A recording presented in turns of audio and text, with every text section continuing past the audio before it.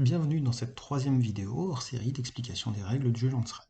Dans cette vidéo, on va se pencher spécifiquement en détail sur les règles particulières de l'univers de Dune. On va évoquer les règles plutôt dans l'ordre alphabétique que dans un ordre bien spécifique.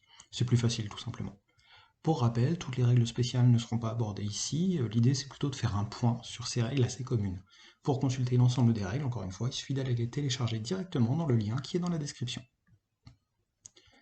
Dans Landsrat, presque toutes les figurines disposent d'un bouclier ou d'un semi-bouclier.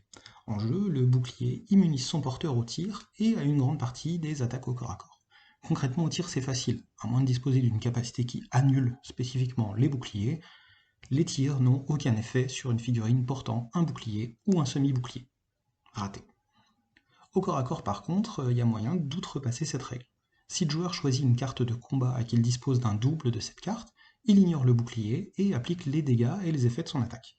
S'il réussit un triple, il fait de même et double les dégâts éventuels. C'est ce qu'on appelle la lame lente pénètre le bouclier.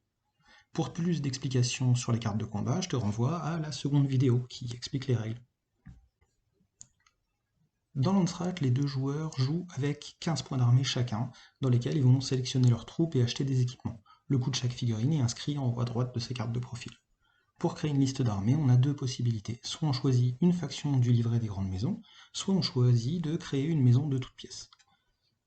Dans le livret des grandes maisons, on va trouver les Atreides, les Corrinaux, le Bene Tleilax, entre autres. Chacune de ces factions va avoir accès à un certain nombre de règles spéciales, souvent des troupes améliorées, mais en échange, chacune de ces figurines va coûter un peu plus cher.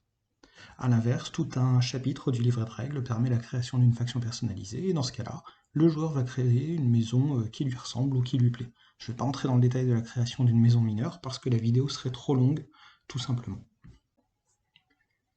L'épice est omniprésente dans l'univers de Dune et donc dans le jeu.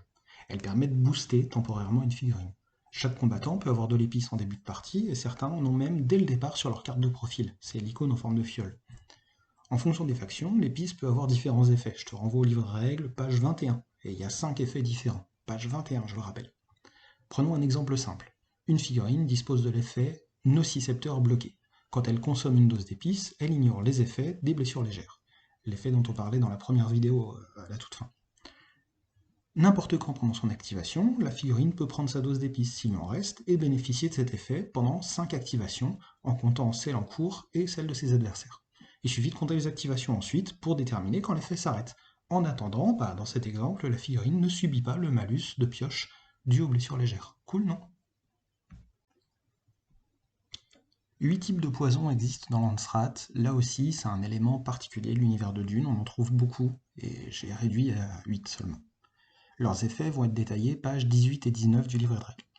Quand une figurine utilise une arme empoisonnée, souvent un couteau, mais pas exclusivement, et qu'elle a le choix entre plusieurs poisons, le joueur déclare l'utilisation du poison à son adversaire avant de piocher les cartes de combat.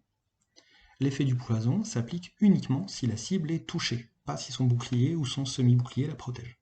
Avec un poison mortel, par exemple, si une blessure est infligée, donc si le total de dégâts est supérieur à l'endurance et que la cible n'a pas de bouclier, la cible est morte, comme ça, d'un coup.